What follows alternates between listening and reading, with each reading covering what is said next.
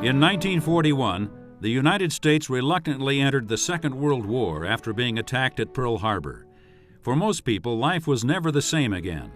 Such was the case for George E. Wahlen, who grew up on a little farm on the west side of Ogden, Utah.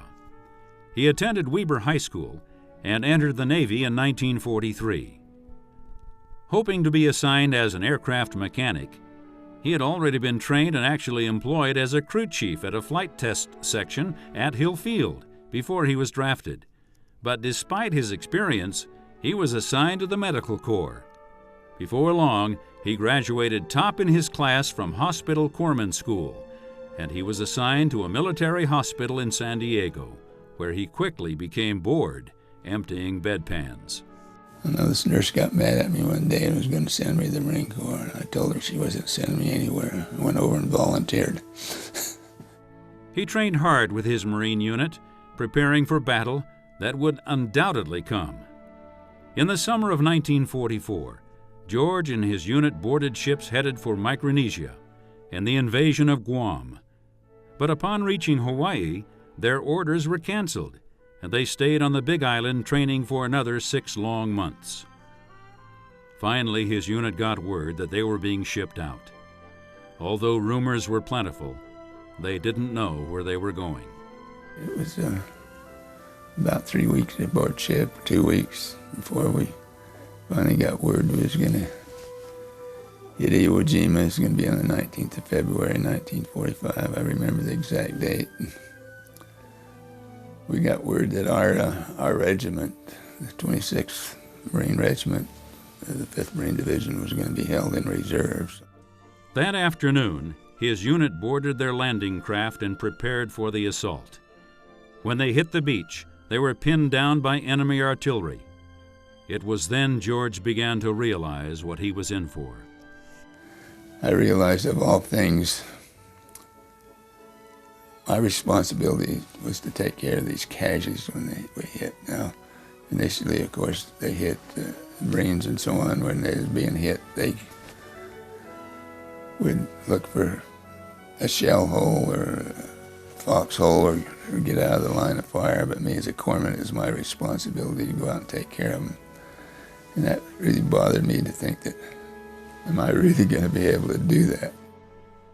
George was determined not to let down his buddies and to keep up with his unit at all cost, even though he knew they might be separated while George stayed working on a wounded Marine. The corpsmen didn't stay at the end of the platoon in combat. They mingled in the middle of the platoon because the Japanese were great for shooting the corpsmen first because it was a morale factor if you lost your corpsman. The next day, his platoon attacked a hill, but they were cut down immediately with machine gun fire. As they were pulling back off the hill, he noticed 2 wounded Marines off to his right. So I crawled over to see if I could take care of them. And both of them had been killed outright. And I started to crawl back, and something hit right beside of me. It was a grenade, and I realized it was a grenade, but it went off. It was just a couple of feet from my head, and most of the blast went over my head, I guess, but I did get some grenade fragments right there in my face. As he laid there semi-conscious, he could hear another Marine calling for help. He was able to come to his senses. He quickly bandaged his wounds and crawled over to treat the wounded Marine. After treating and evacuating that Marine, he struggled to catch up with his unit, spending the night in a foxhole. A day later, his unit continued their advance northward. We was making an advance up north, and one of the Marines had been hit. I was pulling him down off this hill to get him to a shell hole somewhere, and a mortar shell or something had hit behind me. And I always remember it felt like somebody hit me in the back of the shoulder with a sledgehammer because I went right down. I laid there a little bit, and somebody came along and helped this Marine back off, and I crawled down off the hill, and my shoulder and arm was partially paralyzed initially. Ignoring the damage to his back, he continued up the hill to find his unit.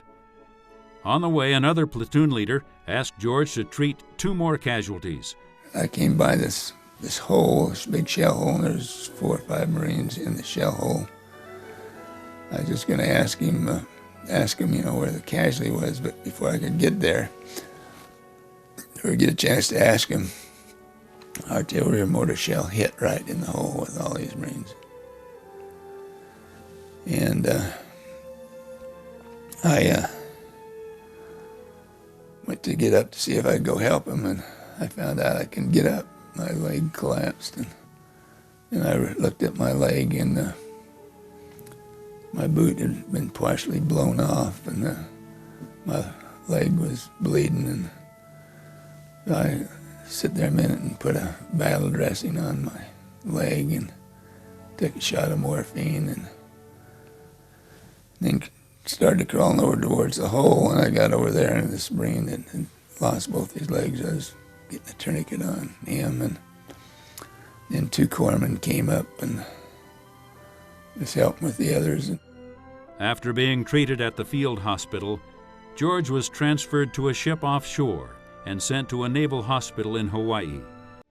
It took several months for George to recover from his wounds, and during his recovery, he was awarded 2 Navy Crosses, the 2nd highest award he could receive. And in October of 1945, he was ordered to be in Washington, D.C. Back during that time, they was having a lot of bond drives and a lot of patriotic activities, so I got word that they were sending me back to Washington, D.C., so I thought, well, with 2 Navy Crosses, maybe that's what it was all about. But on this trip, George was awarded the highest honor this country can bestow upon its war heroes, the Congressional Medal of Honor, presented to him by President Harry S. Truman. I finally got out there and went to salute the president, got up there, and I always remember what he said. I think trying to make me feel a little better. He says, "Finally glad to see a pill pusher finally made it up here." George was discharged in December of 1945 and returned to Utah, where he met and married Melba Hawley of Slaterville. George used his GI Bill to complete his associate's degree at Weber College. He then entered the U.S. Army, where he served for 20 years, including both the Korean and Vietnam Wars. After retiring, he graduated magna cum laude with a bachelor's degree from BYU, Hawaii, and was employed with the Veterans Administration, where he continues to be an advocate for veterans and veterans' causes. He was instrumental in getting a veteran cemetery funded near Camp Williams, where a statue was erected in his honor. He also lobbied successfully to build the first of many veteran nursing homes, and he continues to pursue this goal. As a Medal of Honor recipient, George has attended many presidential inaugurations since 1948. He has received numerous awards for his lifetime of service to his country and to those who fought and died for it. But that's not how George wants to be remembered. I'd like to be remembered just as a good father and grandfather and great-grandfather, I guess. And, I like to be remembered as someone who always tried to do the right thing. Weber State University honors a true American hero in George Edward Wahlen and congratulates him on his lifetime of achievement.